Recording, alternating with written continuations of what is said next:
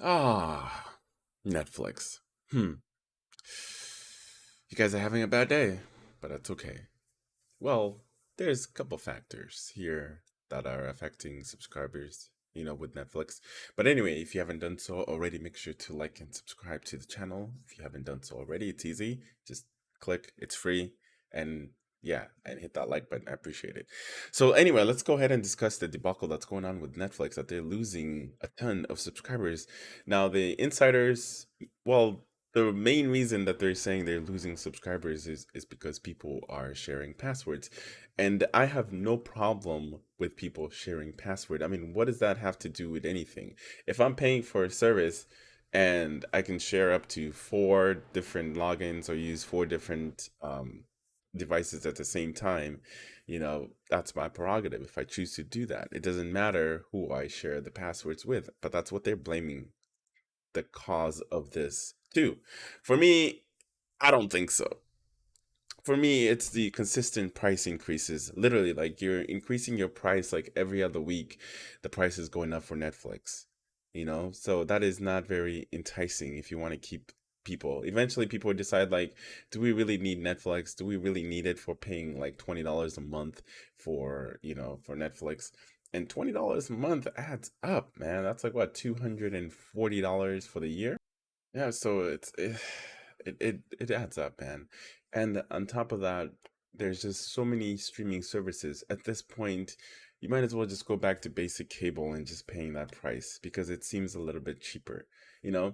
So you have your Netflix, hypothetically speaking, let's go ahead and add like you're paying $20 a month for Netflix. And then you have Hulu and ESPN bundle with Disney Plus. That's an additional what, $15?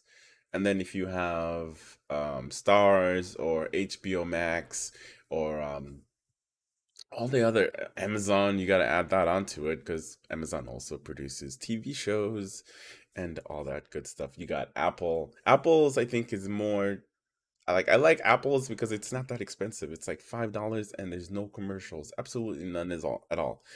On most of those different platforms of those streaming services, the basic ones usually you don't get a lot of stuff. Even Netflix's cheapest version, it's $7. Now, if they can drop that down to about five, that would make it a little bit more attractive. It's just the consistent increase in prices is, I think, is their downfall, but they want to save people sharing passwords. Then don't offer it. If you don't want people sharing their passwords or having multiple logins, doesn't matter where they are, it does not matter. Then change that. Get rid of it. Don't let people, have multiple logins or accounts or whatever if you're so concerned about what people are doing. And before I finish off with this rant, another thing is like the production value. I mean, the shows that you guys have on there are amazing. The movies are amazing, but you got to find way to cut costs when it comes to productions. You don't need a blockbuster every single time, $100 million or whatever ridiculous amount of money. You don't need those big type of productions. I mean, once in a while, it's okay, but every single one of your shows doesn't have to be a blockbuster hit. You get what I'm saying? Like you don't have to do that. Find ways to find content that's more attractive and just similar, low budget. There's certain ones that are flourishing on TV that does not cost that much to make, you know, with unknown actors, and they're doing pretty well. But anyways, let's go ahead and talk about this other news too. That Netflix is actually canceling their animation, well, or their what should I call it? Well, I was correct. They're slashing their animations amid subscriber drops, which is the wrong move because I enjoy good animations. I love me some anime or just cartoons in general. The fact that this is crazy. So let's go ahead and cover that from IGN. Do that right now. So here we go. That's the title. Netflix is slashing animations amid subscriber drops. Bone and Twads have reportedly both been canceled. It looks as though Netflix is cutting loose its animated projects after highly publicized subscriber losses. Netflix is putting the brakes on its animation efforts, firing executives, and canceling several highly anticipated shows. That's just gonna backfire. You're gonna lose even more subscribers or people that are excited about those shows that you're canceling. So you're not helping yourself over here. According to The Wrap, Netflix Director of Creative Leadership and Development for Original Animation, Phil Redenda, was let go this week, along with several of his staff. Not only that, but several high profile animated series have now been canceled. That includes the long awaited adaptation of Bone, the critical acclaimed comic from Jeff Smith. Bone in particular is a blow. This off-kilter comic was a prime candidate for adaptation. Additionally, animated adaptation of Reynald's Don's I can't say it. Twats has been cancelled, although the project would reportedly live on as a feature film. Lauren Faust Toll in Trouble was also cancelled. The cancellations come amid rumors of changing directions of Netflix animation. We want to be the home of everybody's favorite show. Originally told creators, but this mantra was replaced by we want to make what our audience wants to see. Netflix's co-CEO Reed Hastings.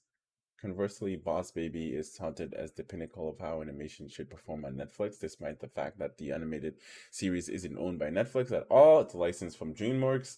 When it comes to cancellations or threat them, several creators, including City of Ghost director Elizabeth Ito, have complained of Netflix using stage data to make their point, using manipulated data to justify lack of funding or cancellations despite critical acclaim from projects. Equally frustrating from creators has been Netflix's marketing protocols. Promotions typically doesn't begin until 1 month before release, and sometimes the title itself isn't even announced before then. This leaves a very small window to generate hype for projects, which is especially difficult for smaller animated projects, which is rely on creators generating hype themselves via social media, which is true. Like those projects that are not known, you want to, let people know about it, that you're working on it, and just get people excited to watch those. Otherwise, it's not going to be successful. You know, I love this show right here, Russian Doll. If you haven't checked it out, check it out too. And then this one too. There's certain shows that I enjoy watching on Netflix, and I intend on keeping my subscription for now until they raise the price again. Then we'll go from there. Now, another benefit if you have T-Mobile and if you have more than two lines, you can actually attach your Netflix subscription to your T-Mobile and you get a discount. Right now, I am paying $5 for my T-Mobile $5 additional to my T-Mobile line because I have Netflix added on and they just take it out of my bill automatically. So that's how I link my Netflix to my T-Mobile account. So if you want to do that and save some money that way, if you have T-Mobile, I suggest you go that route. You will save some coin there if you want that. Who doesn't want to save money? $20 a year adds up. $240 comparing to $5. About $60 a year. It's not bad. Not bad, man. It's like what, 75% roughly, give or take. I don't know. Whatever. But anyway, if you enjoy the content, go ahead and give it a like and subscribe. Are you keeping your Netflix account? If you are, what are you watching on Netflix? I'm curious to know, other than the shows that I showed you so far. Yeah. So I'm out. Have a good one. Like and subscribe. Yeah.